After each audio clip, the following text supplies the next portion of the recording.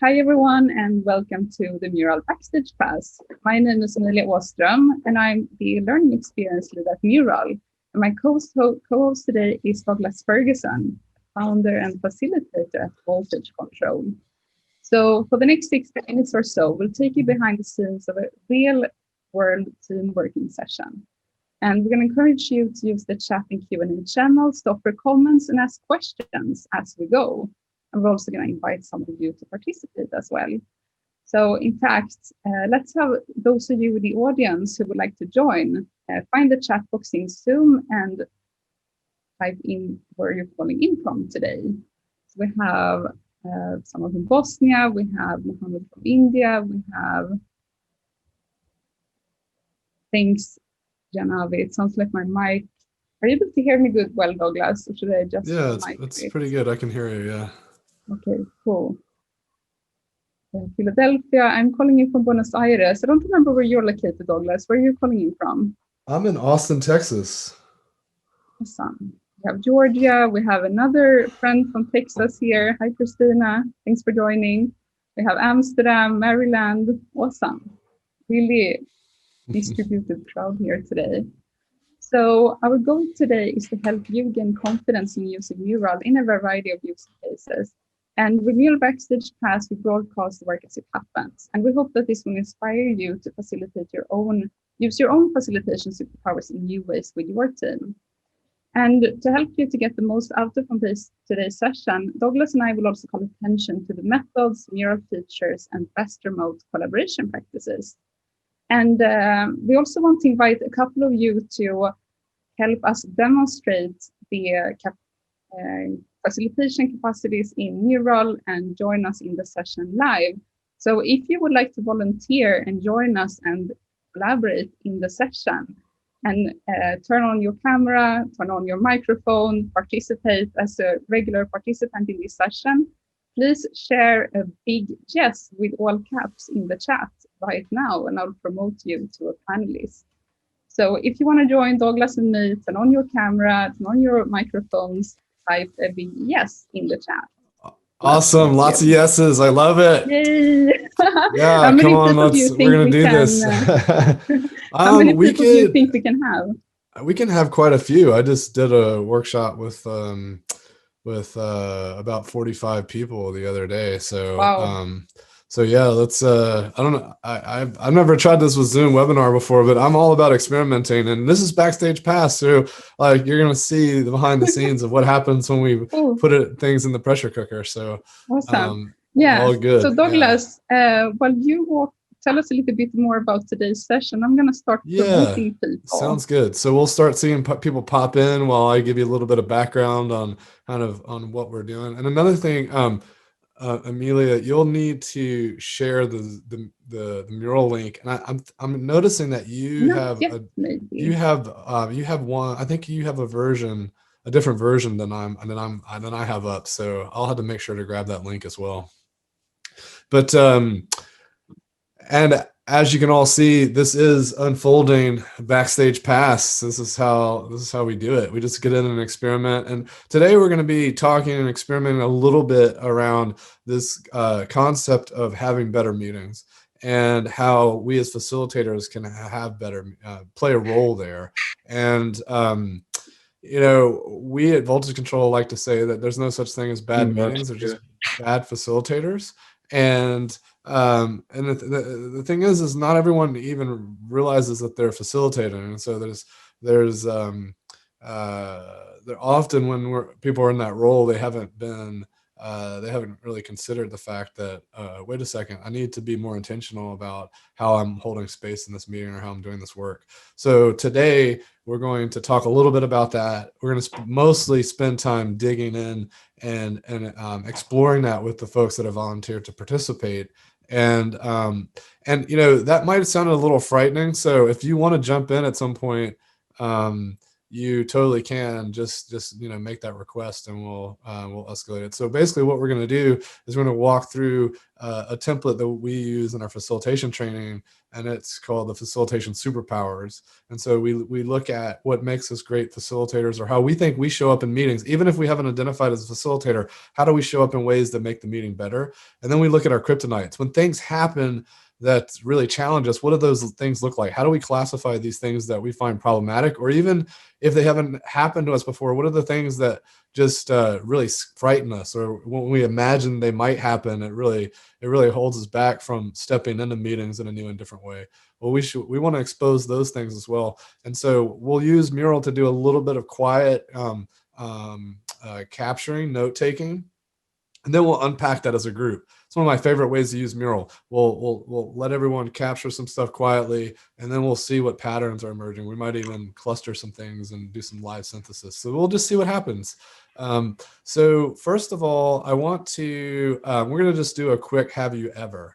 And Amelia, if you could turn off the screen share. Awesome. So we've got some folks in our group here that are sharing and participating. So what I'd like you to do, I'm just going to show and so you can read along. You can see my instructions here.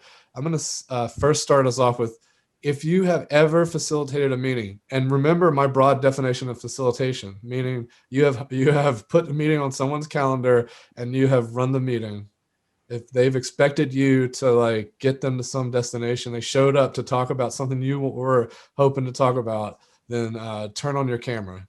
If you have ever facilitated a meeting, turn your camera on. Okay, my camera is already turned on, so I'll just Awesome. stay turned on. Who else on this meeting has ever facilitated or led a meeting? Either you all are slow on the draw. Are there cameras on? There's no content on the camera. Not seeing the camera. Permission to. We only have the audio. I'll make you panelist as well. Sorry about that. Awesome. Sweet. I was for a second there, I thought we had a lot of imposter syndrome going on here. All good. Hey, this is Backstage Pass. We're learning as I see Joyce. Hi. Okay. Excellent. Oh, there we go. We got some cameras. Cool. Awesome. Yeah, everyone starts fixing their hair. Hey, this is Backstage. We're just hanging out. It's no big deal. Let's see. Richard, Chuck, Aldana, Christina, Professor, Dr. I know you've done some meetings. You had to facilitate it at some point. And okay, great. Now we all have cameras. And also, okay, if anyone else would like to join, feel free to let me know in the chat and I'll promote you too. Okay, Andrea and Aldana and Christina. Cameras on and Arlene, cameras on. All right, cool. All right, maybe some of the others are still trying to get them on. So now we're just gonna do a quick little interactive thing here before we dive into the mural. It looks like Lewis Sweeney has raised their hand as well. So, all right, if you've never used Zoom breakout rooms, turn off your camera. If you've never facilitated using Mural, turn off your camera. All right, there we go. If you've never used a timer to stay on track in meetings, turn off your camera. And by the way, that is a real camera right there behind me. If you don't, timer rather. And a big fan of the timer. So we're okay. We're keeping some folks here. If you've never had to facilitate a dysfunctional meeting, turn off your camera. If you've only facilitated happy, pleasant meetings, then turn off your camera. Even I turn off my camera. If you don't collect feedback, collect feedback on your sessions, turn off your camera. If I do, I do. All right, great. Okay. If you've never used multiple methodologies in the same session, meaning that you always do liberating structures or you always do design thinking, turn off your camera.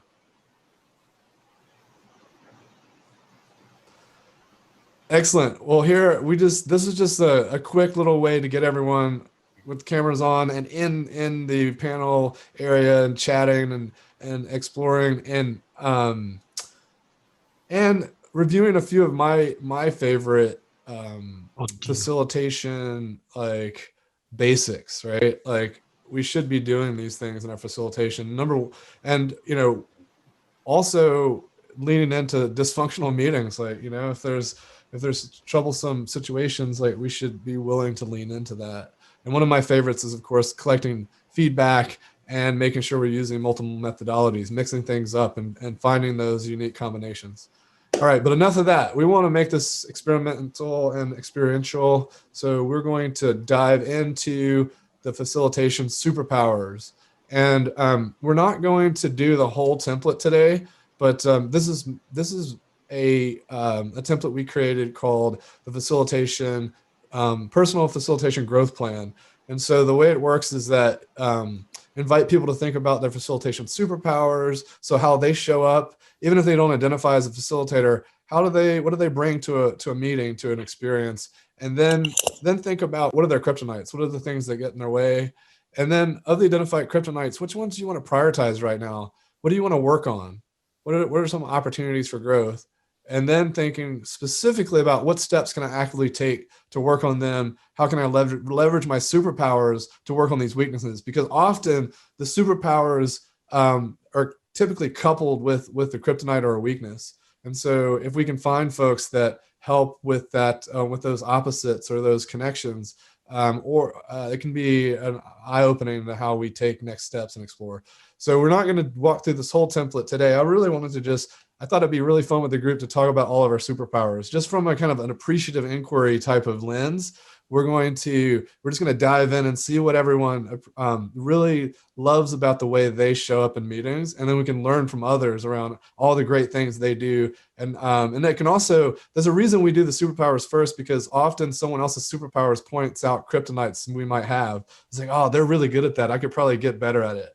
And so, so for today, we're just going to spend some time having everyone enter in their superpowers, and then we're going to unpack it a little bit and how that shows up for them and where we might how we might learn from that. So I'm going to go ahead and share. Let's see, Amelia, do you want to share the template you're using, or do you want me to share this one? I don't know if I have an invitation link or a visitor link. Okay, let me just go ahead and shoot the visitor link. There's a visitor link. Exactly. So there are two different links you can use when you invite people to a session in Mural. So this is a great opportunity to demonstrate that too. So you can either invite people as members, they will have to create an account to join the session, or you can use the second tab with a visitor link. And I think that's what we should use in this session. Yep. Douglas, is it possible for the participants, the way you're sharing your screen right now, is it possible for people to pin it so that they can yes, see your screen larger? Yes, if you click on the three little dots in the upper right corner of your screen, you can pin Douglas screen sharing, and then you can see it in big view. So right now we're looking at the second tab in the share window. You can click on the big pink share button in the Mural at any time to share the link. And if you choose the visitor link, everyone will be able to join the Mural, but without the need to create an account. So everyone will be able to join as anonymous animals. You will also have the possibility to add a name to your animal before you join. So it could be the name of your pet, could also be your own name if you prefer that. One thing to note is if you're planning on sharing this with folks that aren't going to have Mural accounts, you'll notice under the link positions, it says anyone with a link, no sign up required. If you see that grayed out, it means that you need to go into your workspace settings and allow that. By default, that's not allowed. And it's, I've had it trip up some colleagues. So just be aware, if that's grayed out, you're going to have to take an extra step. All right, excellent. So I shared this in. We've got quite a few people already in the Mural. It looks like about 15. That seems like it about matches how many panelists we have. So this is good. So what I want y'all to do is let's spend a few minutes. I'm going to set a little timer here for about 3 minutes. I want you to think about what your facilitation superpowers are, like how you're showing up and in the meetings, what you bring to meetings to make them better. if you're an experienced facilitator, then you can lean into some more advanced facilitation concepts. But even if you're new to facilitation, just think about a meeting that you ran recently. How did you make that meeting better? How did your presence improve the outcomes or the experience for those that were there?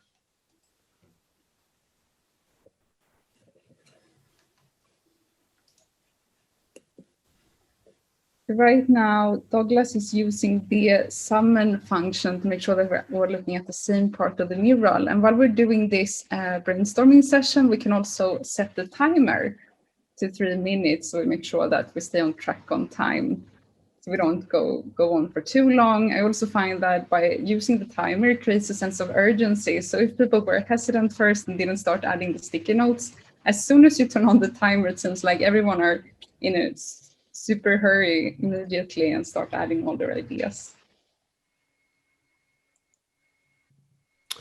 How do I connect and type? So in the let's see, Yes. Amelia, is that coming from someone in the group? As long as you're a we- panelist, you should have seen the link. Excuse me, we are dragging the sticky notes, but they kind of disappeared. We can't type them. It seems like we have never seen that before. Oh, I It bet seems like you might need to lock that shape to the background.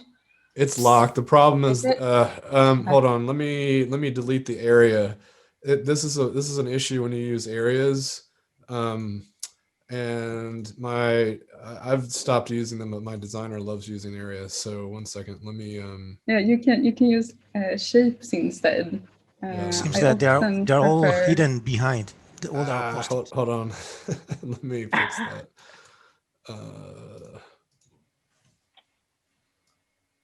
So if this happens in your sessions, don't worry. Just unlock everything. Troubleshooting real time. It's fantastic. Thank you guys. Yes. And we can pause the timer in the meantime. We're just getting Thank you. set up. Amelia, I'm having trouble. I don't know if it's because. So Hold I'm on for 1 second. in here. Is that the area there? Yeah, that's the If transfer everyone area. could that is- hold on for a second. Everything. I think one problem is this is another thing to be aware of if you're new. You got to make sure you've under Zoom settings to set trackpad versus mouse mode. That will. Okay, now it seems like the area is removed. Oh, should it we got lock okay. It's everything removed. Background. Yeah. Let me do that. Okay, it seems like I can. Yeah, I'm still add seeing that area, but I ideas. can't select it. I 1 can't second. see it. Let me see if I can grab it.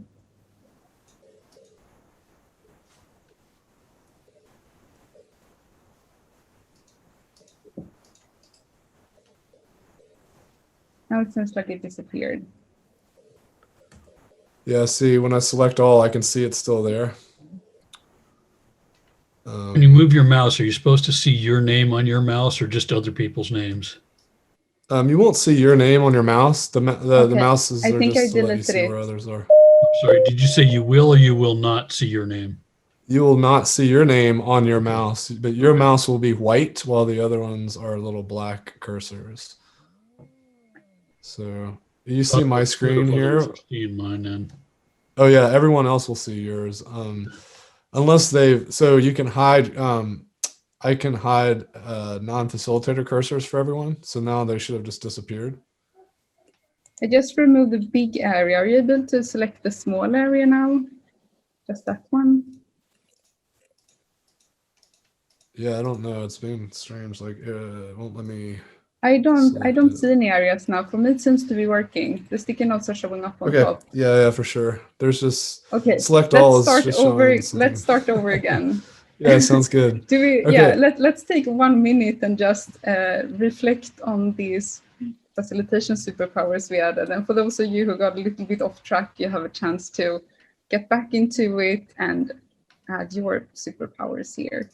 Yeah, I'm just gonna organize stuff here a little bit into a grid. So when I do a multi-select, I can, select stuff, organize it a bit, and you can, looks like someone added a non-sticky, so that's fine. It's just helpful to make them a little similar, because if one's really big compared to the others, it can sometimes draw the eye and make people prioritize that one versus the others. So I'm gonna see here if whoever's wrote prepare clear agenda. If you don't mind clicking off of that, then I'll be able to select it. And a good way of maybe preventing what just happened as well is to invite your group and do a dry run of a session before it starts. Sometimes if you practice by yourself, you don't have these surprises that we had right now. So whenever possible, if you're running a big session, it's always good to practice with lots of people in advance as well. Yeah, and also we'll even do orientations with the client beforehand so they can get familiar with the tool. So I can show them like, hey, don't make the stickies so big. You can actually zoom in. So one of the reasons people make the stickies really big is because they're zoomed way out. So if you look at my screen, you can say, I can't read any of these. So it's important to know how to zoom in and then create stickies at the same, I would say, like size, so that we, because it can be disorienting to have lots of different colors and lots of different sizes. So let's take a look here. Empathy and a sense of humor, of course, yeah. So humor can add levity for sure, using a variety of tools and techniques. But I don't want to read all these out. How about some of the folks that are joined in here? Maybe point out some things they're seeing, and also while folks are sharing, maybe the rest of us who aren't talking could maybe add things that, if you see stuff that inspires you, you can add new things. You can also move things around to cluster them. So if you see things that are I bet we might have listening a couple times, for instance, so we can pull all those kind of close through. I would argue charm and the humor is slightly similar. So anyone notice any stuff? Anyone have anything to share while we're doing some of this clustering?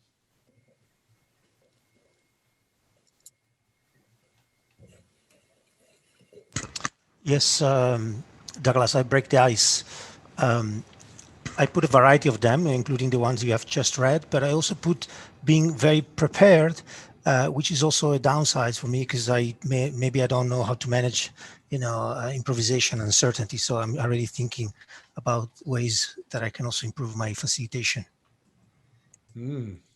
Okay. Yeah, and being prepared can be a double-edged sword, because if we get too prepared, we can lean too much in our preparation and then not be willing to go places that the group needs us to go. Who else? Maybe Arlene, do you have any thoughts? And we're coming up. Fundamental question. How do I zoom it back out? I've got it so small now I can't read it. Yeah. So a couple things here. On the bottom right-hand side, there's actually a little tool that you can use to move around. You can also, there's a slider that lets you zoom. Also, if you look at the zoom settings, it'll tell you that in trackpad mode versus mouse mode, it's going to behave in two different ways. So if you're using a mouse, you can use your mouse wheel to zoom in and out. If you're using a trackpad, you can pinch to zoom. And then also depending on if it's a trackpad or a mouse, it'll behave a little different as far as how you move around once you've zoomed in. That work for you? I can't seem to select window 1, which is the one everybody's in. I can see it, but I can't select it and do anything or make it larger. See it or make it large. So to make it, are you using a mouse or a trackpad? Mouse. So do you have a wheel on your mouse? Scroll wheel? There it goes. Use your scroll wheel to zoom in and out. There it goes. I was holding the control key down to try it. That didn't work, but just straight mouse. Oh yeah, some apps do require you to use the control modifier, but Mural zooms by default. Yeah. All right. Anyone else have any? Or Arlene, I think I'd put you on the spot, so you're unmuted. So anything you're noticing? Oh, yeah, it's interesting as I'm listening. Some of them say listening and empathy. And I'm also thinking about how sometimes I can listen for too long. And then it's almost as if I allow a lot of speaking, but then it goes off of topic for too long. And I can't get the group back because I've gone possibly in the weeds too much, but I know that people need to be heard. So I'm curious as to how to navigate people being heard and moving the meeting forward to be on topic. Yeah, I mean, there's a couple. I mean, it depends on your facilitation style. There's a lot of ways to do that. We were just chatting with Andreas about being too rigid with the schedule, being prepared, and then getting too rigid. So it's a balance. It's an art, not a science. I think one thing that a lot of pro facilitators will do would be poll the room. If you're feeling a little anxious that you need to move on, then you can say that. You can say, I'm feeling a little tension here that we might need to move on to stay on track. What does everyone think? And then if they say, no, this is important, we need to continue talking about this, then you can even let them know what it might mean. We may not get to everything we had planned. And if they make that decision, then you're supporting the group to do that. And I think that's fine too. It's equally important to think about how, by the way, I love all this synthesis that's happening while we're talking, because it's showing the power of Mural. I usually talk about it as multi-threaded meetings. I'm having a little moment with Arlene right now. And then you guys are taking other progress and making, and so if you're going to multitask, why not multitask on the material that's important that we're working on? And so I think Mural can really enable that in meetings, and it's really cool. But the thing I was going to come back to, Arlene, was this notion that if the elephant, often we're kind of exposing the big gnarly thing, the thing no one wants to talk about, and that can sometimes be the reason why things go off track, because we've managed to make that happen. Now, I think also another tendency of new facilitators is that it gets really scary when that happens, right? Because we all want it to happen, but then when we're in the moment, we're like, oh no, here we are. Like they're all talking about how the CEO is a pain in the butt, and this is weird, and and so it's tempting to say let's put that on hold, or put that on the parking lot, or come back to that. And I think that's one of those moments where polling the audience that can be really, really powerful. So maybe, that would probably be my go-to, is polling and just asking them. But also, you can use your intuition as well, right? Like if you know the group well, and that's like, no, they keep doing this, but then later they regret it, and they keep wanting to get to this outcome and make some decisions. I'm just going to push them to these decisions. And I think that's one of the things that Design Sprint's really great at. It's a very focused set of moments that just push us faster and faster toward this outcome, this prototype. All right, let's see, Joyce, anything surfacing for you? For me, it's all about sort of getting people engaged. So making sure that you have enough engagement and activities. So typically, especially virtually, I think it's really important to do this every 7 to 10 minutes, because otherwise you can lose people. And that's particularly true at the moment when people aren't face to face.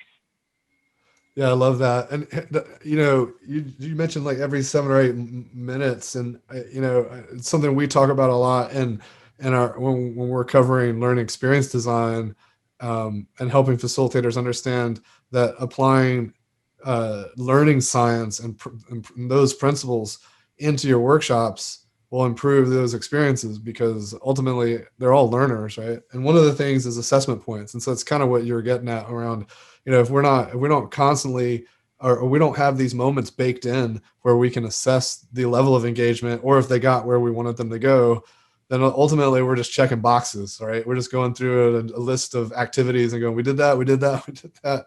So I love that. I love this notion of like, not only focusing on creating engagement, but how are we assessing if we're doing a good job of it? May I say something there? Oh, please.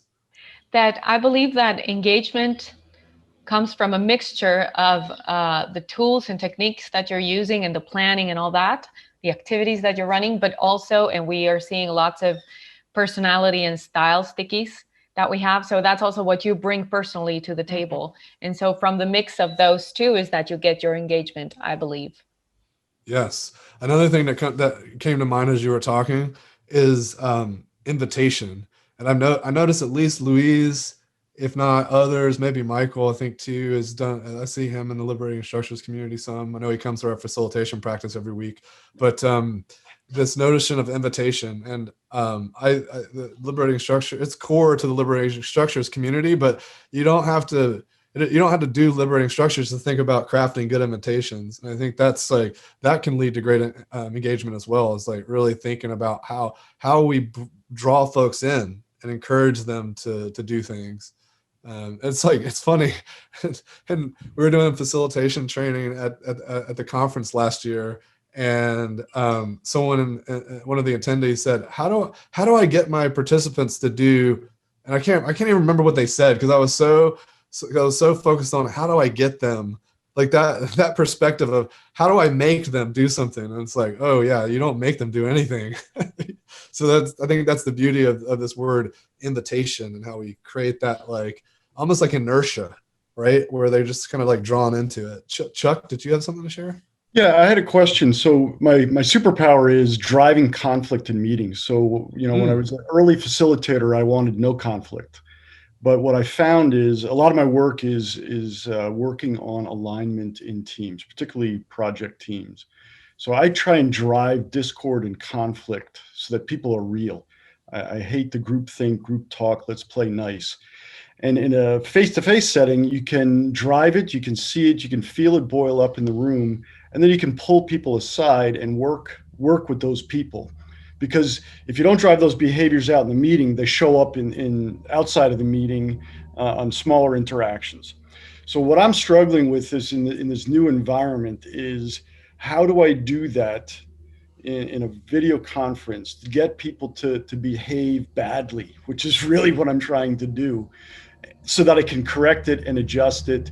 So some of it you have to point out to the group, so you can do it in front of everybody. Say, hey, let's dissect this, let's depersonalize it, let's talk about what happened and why it happened. But sometimes you need to pull people into a smaller group, and I can do that face to face, but it's really become a challenge for me when I'm trying to do it in this type of environment. So I was curious if you had any ideas about how to do that.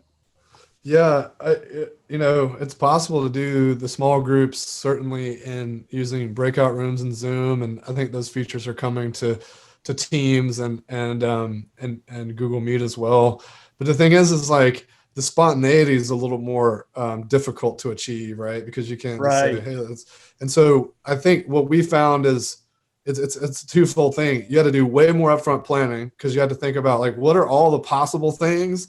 And even if we don't use them, we got little templates and things ready to go to kind of throw out just in case. And then also it's a lot harder to do it by yourself. So we usually have co-facilitators, and we're kind of prepping for things so that if we do need to, if we are noticing something that might be a nice spin-off, then someone can go spin off with them, and they can set that up and make it happen. And it's not, we don't have these like clunky moments where it's like, oh, hold on for a second, let me set up this breakout room. Yeah, and even face to face, I usually co-facilitate. I rarely do it by myself, and if I do, then I just force a break. And right.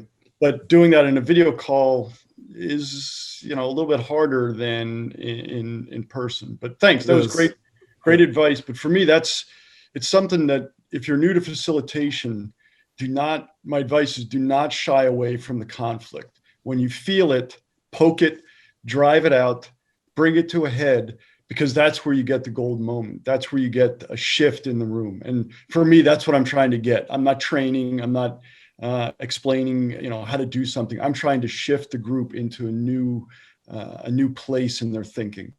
Thanks, Doug. Yeah, I love that. And another thing I'll point out just really quick to Yes and Chuck, and Vanessa, we'll get to you then, is the whole notion of conflict and even dysfunction. Like a lot of people, I've seen facilitation training where they're like talking about people being like, how do we deal with the difficult people, et cetera. I think dysfunction is a better lens, because then we don't ostracize those people, and we can start to look at those moments as gifts. So whenever the conflict arrives, like surfaces, that's a gift. And to Chet's point, he's having a hard time surfacing those gifts now because of virtual. And I would say like Wicked Questions is maybe a good framework to think about. What are the paradoxes and the contradictions that we kind of already know from working with the team, and just like put that front and center. And that's what they're going to talk about in Mural. Maybe like use their private mode so no one can see what's getting typed. And so then it just surfaces like right in front of them, and they have to react to it. And so maybe creating some of those, it's almost like you're having to be a little bit more artificial about getting them there, kind of pushing them there a little bit. Yeah, I call it stirring the pot, and yes. sometimes it helps to just if you start to see groupthink, just take a step back and look at the thoughts and say, okay, so this is what I'm hearing. How could we break this? What could go wrong? And sometimes that sets up another conversation. And Vanessa, you were going to say something? Well, I was going to say that I too have noticed that people are generally very polite in these virtual meetings. Some of the unconstructive behaviors I used to see, I don't see so much when people are actually showing up on video. But this said, when it comes to a conflict point, people can tune out or can just sort of ride over things. And you really have to have a very nuanced approach to keep people still holding on and really willing to jump into it on screen, because it's easy to tune out and just gloss over things. So that's, there are breakout rooms and things like that, but that's also in developing a relationship with people and, keeping them engaged through tough times. Yeah, absolutely. Yeah, and it's interesting that this notion of developing the relationship. It's like, where are we on that maturity curve? Yeah. And we probably don't want to jump into like really sophisticated tools if we haven't gotten that far, right? And I think that's part of becoming engaged, coming and staying engaged. Because if we overload them too early, then they're going to be checked out. We had a question in the chat here as well from Arlene. Once the conflict is present, what are the tools and tactics to a productive conflict zone versus spiraling towards negativity? Yeah, that's a good question. I think one of the things that that I always try to keep in mind is do I and this is the trick, right? You have to figure out how to stay unbiased and neutral, but at the same time make some sort of assessment of is this headed toward the outcome we're trying to get to. Because if it's completely dysfunctional conflict, then we have to figure out how to resolve this, right? And it could be, if it's intense enough, you may even need to say, hey, let's call a break, and even maybe poll the room, even do a round robin and say, how do we need to unpack this? What happened here? If the conflict, sometimes conflict is really juicy, and it's really healthy.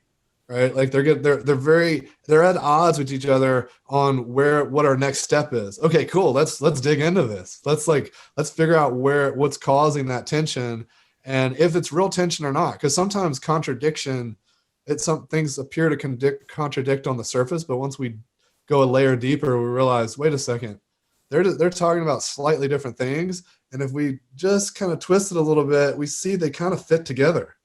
Right? Like if a developer saying, I don't want this to be magical, and the marketing person saying, I want it to be magical.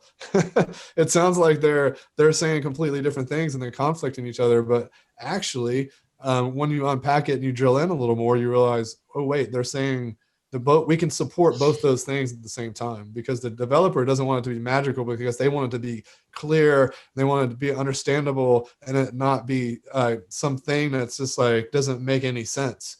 The marketing person wants it to be magical, so that because it creates this amazing experience for the user that they're just almost like mystified by, that they're just like really impressed by.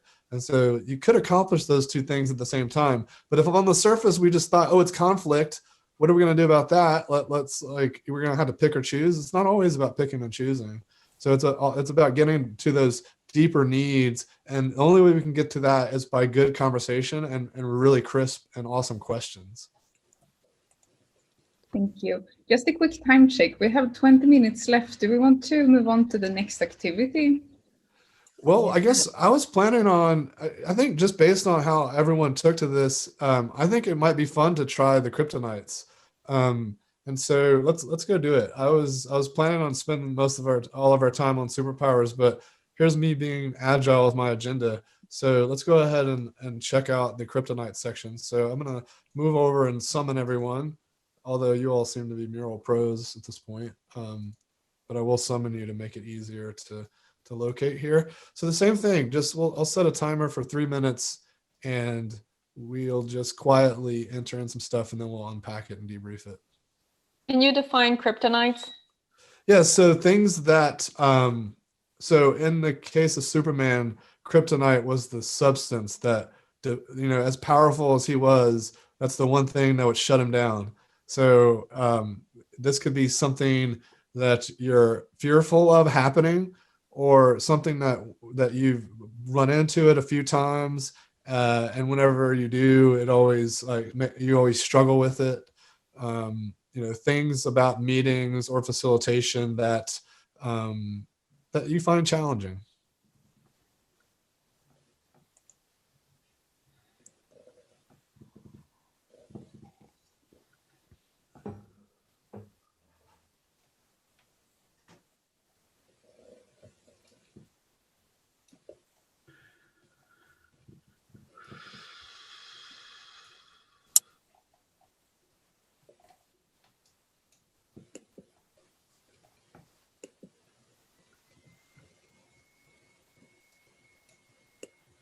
Just a quick question. Are we allowed to type on other people's stickies or no? Yes, Mural does allow you to do that. You can also delete other people's stuff. So as a facilitator, it's important to understand. It doesn't usually cause problems. I guess if you, or maybe, gosh, I've forgotten the gentleman's name now, but maybe if you're, if you're really inviting conflict, he may find in his meetings that people are deleting stickies because there's so much conflict. But yeah, it's an open environment. I guess it's similar. If you're in a room, someone could totally rip someone's Post-it off the wall and tear it up. It is a little more less noticeable on Mural because it would just disappear. But yeah, it can happen. So that's another reason we were talking about locking stuff earlier. And so when you build your template and I wouldn't want someone to delete my number 2 or where it says, what are my kryptonites? And so I've got those locked so that no one can move them or delete them. So as a designer of your template, you'll want to think about, setting that up so that people can't, disrupt things. So is kryptonite, do you view that as a weakness, or do you view that as something that sets your progress back? I think both. I was trying to be that's the reason that I don't like the word weakness, because there's some things that people don't necessarily think of as a weakness, but that gets in their way, So it could be things that we just need strategies for that isn't necessarily a character flaw. Find intolerant or something like that. Yeah, exactly. Yep. Yeah. So if somebody deletes your Post-it note, or is there like a little visual of somebody tearing it up? That's great. Amelia, you'll have to take that down for the product team. It'd be it's sort of like they do have confetti, so maybe there could be like a little. It That's could be like the sticky notes flying. Yeah, through it could the air. be like the Hamburglar, running off with the sticky or whatever. Yeah, my Friday funny kicking in. Yeah. But I guess it's a very interesting conversation. I've actually haven't had that conversation very often before, regarding whether you can, if it's okay to edit other people's sticky notes or not. I think that the way our team just does it naturally is that if you want to add something to someone else's idea, you add a new sticky note next to it, and then you kind of add your comments on that one. You usually don't, also because the sticky notes are very small, it's hard to fit a lot of text in them, so it's usually easier to just add another sticky. Or you can also use the comments as well. You can right click to add a comment. That way you can also build on each other's ideas. Yeah.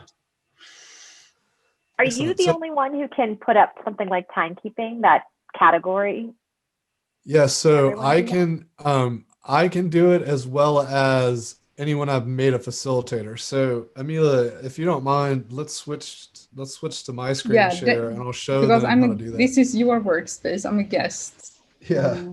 I'll stop Okay. sharing. Can you, Cool. Douglas, when you're sharing right now, your screen sharing is very small.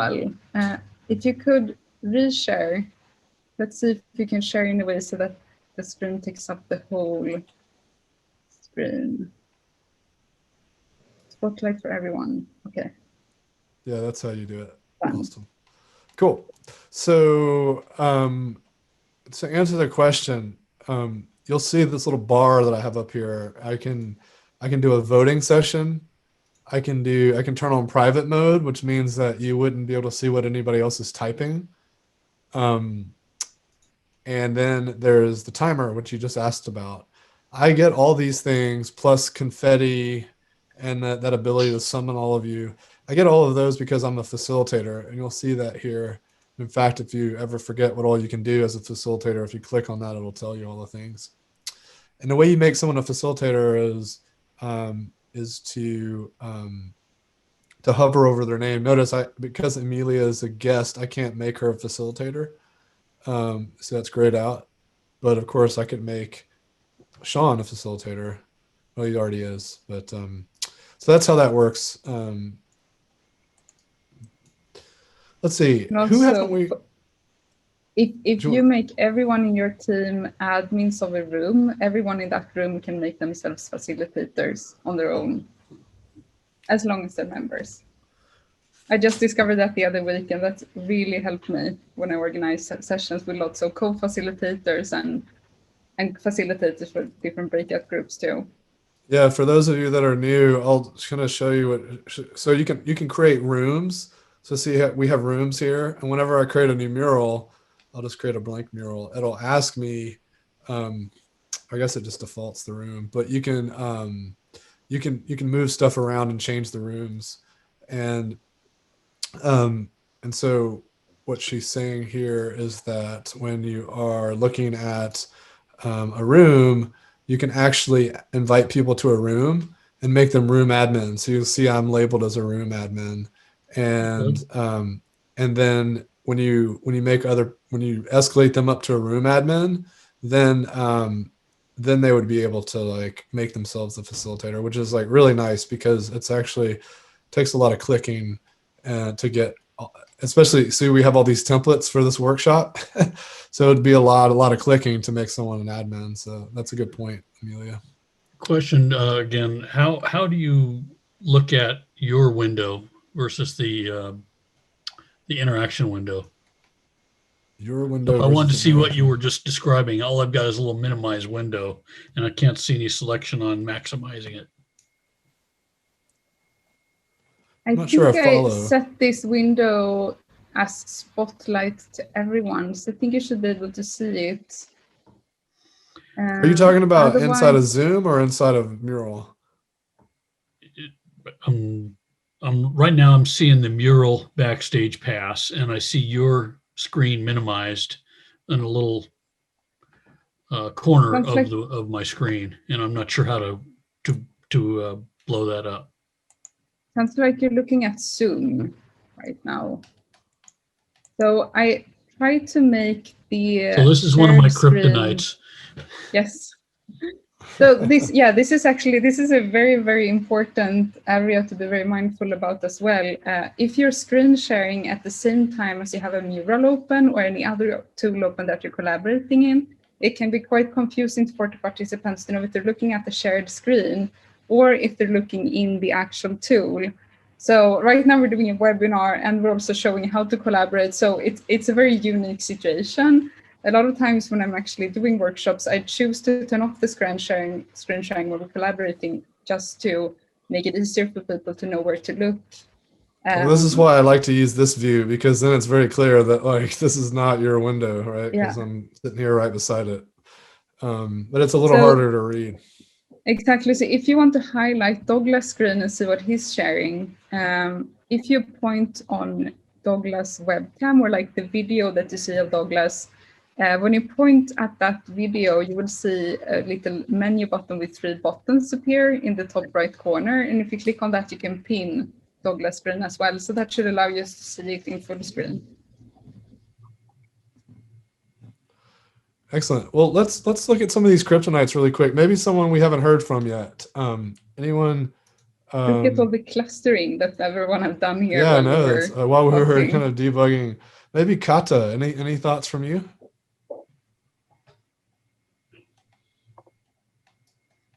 Yes, it's something interesting, but I can't remember now. What was it? I was so engaged with the clustering that Yeah, right. It's fun. Yeah. But talking about time, maybe for me, is one of the most difficult things to keep up with what I planned to do. And okay, I've lost. Yeah, there's a lot here. It's interesting how many are about like deviating or letting people talk too long. There's a ton in the timekeeping. Yes, there was something about uncomfortable silence, I think. Uncomfortable silence, yes. I like to use music when people are working individually and in silence, so they can concentrate and work and while listening to music. So that's something I like to do. Nice. It's useful. Yeah. Can I say something? Because I added that one, the uncomfortable silence. I love the idea of using music, but that's when they're actually doing something, when they're doing an activity. I meant like when you ask a question and then there's crickets, you know, and nobody responds. And like, you're like, come on, somebody, please. And you have to point to a volunteer who's not a volunteer, like you're making them talk or something like that. I think those situations start making me like antsy. What have any of you in this new global, like, I guess, stage we were finding ourselves in these days as facilitators, anyone notice cultural differences creeping into your facilitations and having to navigate and hold space for that? Yes. Absolutely. Here's one I that think also remotely, there's a longer pause than there is in person. Yes. So I've noticed myself like begging people to respond when I don't need to. They're just like fumbling for the mute button or, you know, whatever, like trying to make sure they're presentable before they speak up and everyone's eyes go to them. So I need to be more patient. And that's what I'm learning. I love that you mentioned the pause, because that was right where I was about to go. I read this article a couple of weeks ago where they had studied the cultural norms for pauses. And it's really fascinating challenge as a facilitator. If you've got a group of people where like one person feels that if people only need to pause for 1 second before that's a clear signal that they can keep talking. But if someone else has got a 10-second pause, holding space for that group is challenging, because one person's like just like rapid fire to sharing stuff. And the other person can't get a word in edgewise because they're waiting for a longer pause. And there's the mute pause is one that you brought up. That's great. The other one is the cultural difference. Sometimes everybody is speaking English on the call, and for a lot of people, that's not their first language. And so they're processing the conversation mentally before they can respond.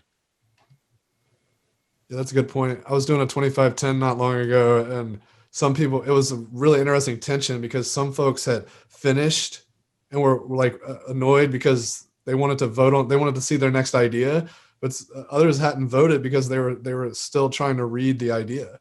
So they were just slower on the English. Yeah. All right, let's see. How are we doing on time? I might want to. We have 5 minutes left. Yeah. Okay. Do we want to have one last question or one last reflection or? Yeah, I think maybe we'll just go to a general, like, I was thinking we might have some general Q&A. So if anyone has any just reflective questions, it might be nice just to take a moment to think about what we did in Mural, like even back out of the Kryptonites, just like across the whole thing, just take a moment to integrate. What does this mean for my practice as a facilitator? What's bubbling up?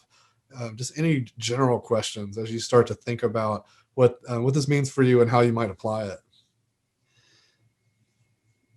And also, while you think about how you can apply it, if you could share in the chat what you learned in this session, please also help us know how this session went and give us feedback by rating this session. So if you could rate the session on a scale from 1 to 10, where 1 is dissatisfied and 10 is very dissatisfied, if you could share that, the number between 1 to 10, how you would rate the session together with what you learned and what you are going to apply afterwards, we would appreciate that a lot. So Amelia, what was that? Yes. Sorry, what was that scale again? 1 to 10. So 1 is the session was horrible, and 10 was the session was very useful and I learned a lot. So if you could also, together with that grading, if you could also share a reflection on why you would give the session that rating and what you learned, that would be super appreciated. So for those of you who are joining via Zoom, feel free to share those reflections in the Zoom chat. And for those of you who are in the mural, feel free to add that on the sticky notes in the Q&A section. Now we see that things are moving again, so I'm going to go over here and lock this quickly. It's one of those areas again. Let me see if I can remove that. Okay, I think we're good now. So how would you rate the session? Why do you give it this rating and what did you learn?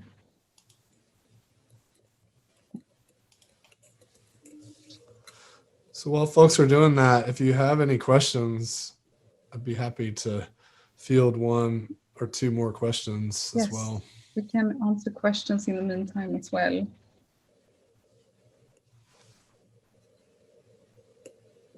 I had a question that I put in the chat. It's not related to Mural, but for those of you that use music, where do you get the music from, minding the rights of the music and, you know, that kind of stuff? Normally, if you're sharing your screen on Zoom, there's an advanced setting where you can also share your computer sound. So you can put your own Spotify playlist or whatever you're using and share it through the screen share in Zoom. I think okay, Giovanni was questioning.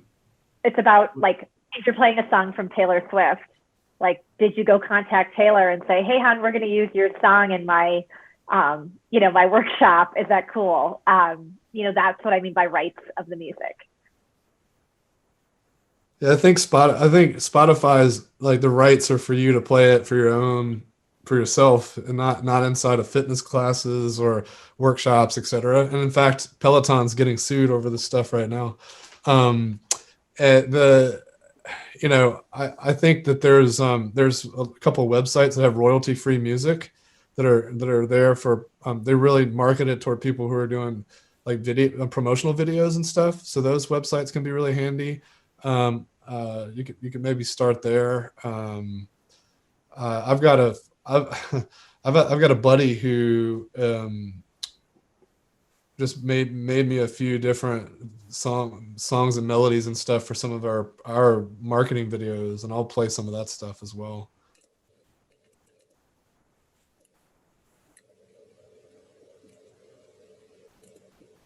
Any other questions before? I think we're at the top of the hour, so thanks very much.